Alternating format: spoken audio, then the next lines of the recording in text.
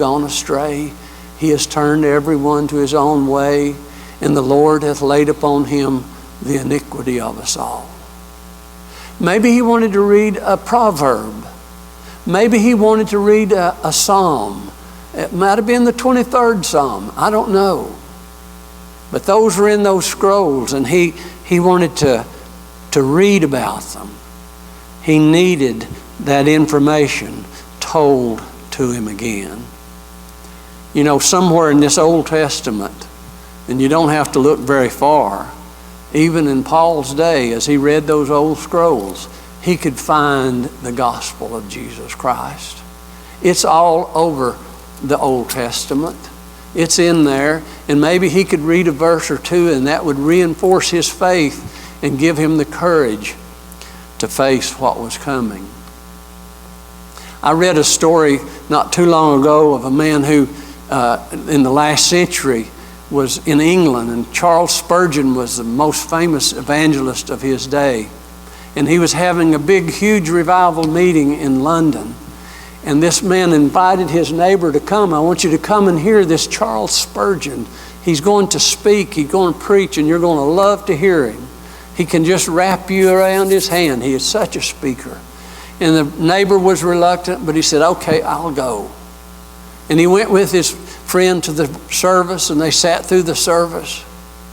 And after it's over, the man asked his friend, he said, did you really enjoy Charles Spurgeon? Wasn't he a dynamic speaker?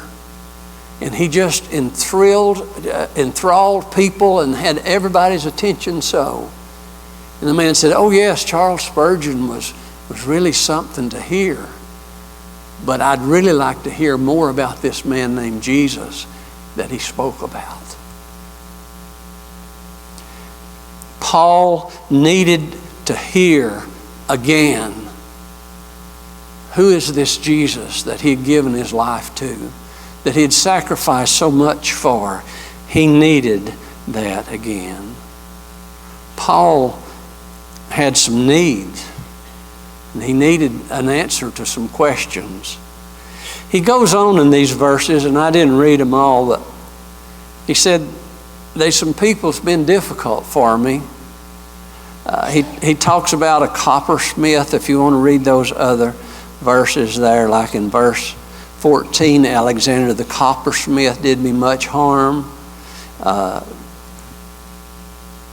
We all have opposition. There's opposition to everything. Just getting out of the bed on Sunday morning, getting your clothes on, making your way to church takes an effort on everybody's part. You got to have a desire to do it, and you got to want to do it. It's not easy, even in the land that we are in, where we are free to worship. Do you think for a minute, if somehow or another we were suddenly put in a world where freedom to worship was taken away, do you think we'd still get up and try to go to church? It wouldn't take much. I'm afraid to say, I hate to say it, but it wouldn't take much for us just to decide to just lay down and give up our right to freedom of church. We don't take advantage of it when we got it now. If somebody hindered us a little bit, we never would darken the door. It's not easy. But in verse 17, I want to read this last verse. Paul said, but the Lord stood with me and strengthened me so that the message might be preached fully through me and that all the Gentiles might hear.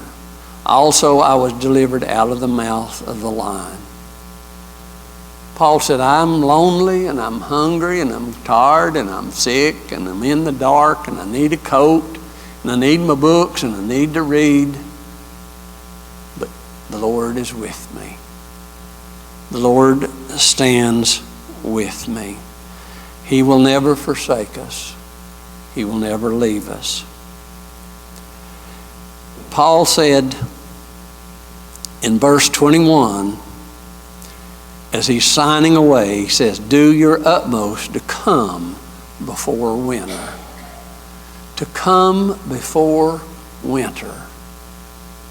Paul knew that hard times were coming, and we need to make our move today. You need to come quickly because winter is coming. The end is coming. We all need to make our decisions, our commitments, our rededications.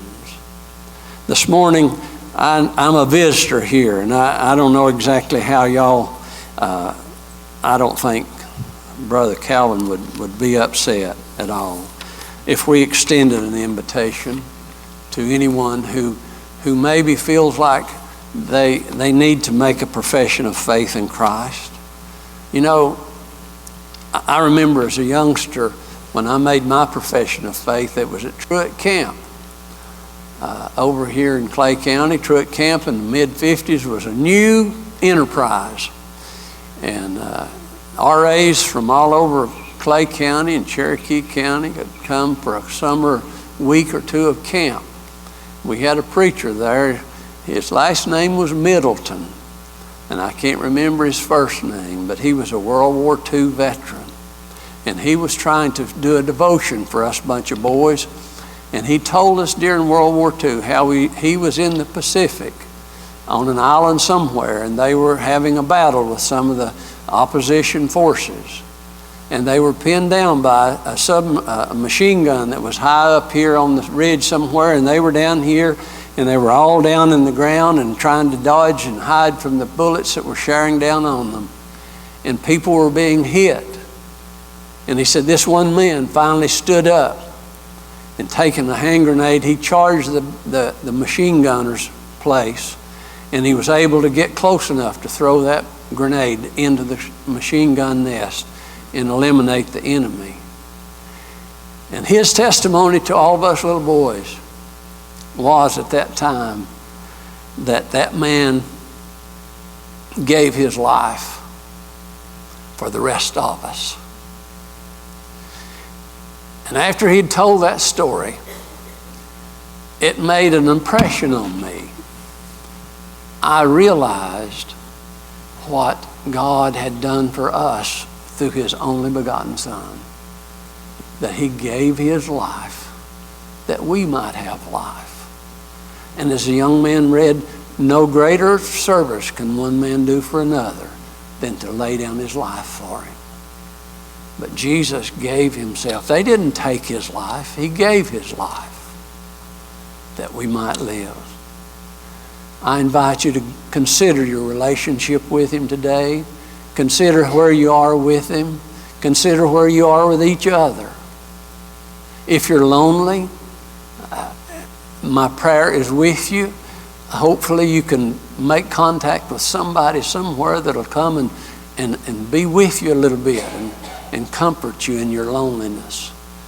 Open your heart and your mind to learning. Don't close up. Don't be afraid of education. Open your mind to it. Don't be afraid of learning. That needs to be preached. For some reason we've got this idea that if the whole world's just going to end because we're getting so smart. No. I don't want to go back to 1910. I don't even want to go back to 1958. I was walking up and down the road on Shooting Creek with no way to get anywhere in 1958. I don't want to go back to that. I'm looking forward to what God has in store for us in the future. But nevertheless, consider your relationship with him this morning as we stand together. Brother John, would somebody come and lead us just in the hymn of invitation? Here comes the music staff, and didn't they do a good job this morning? Thank you. Let's stand together.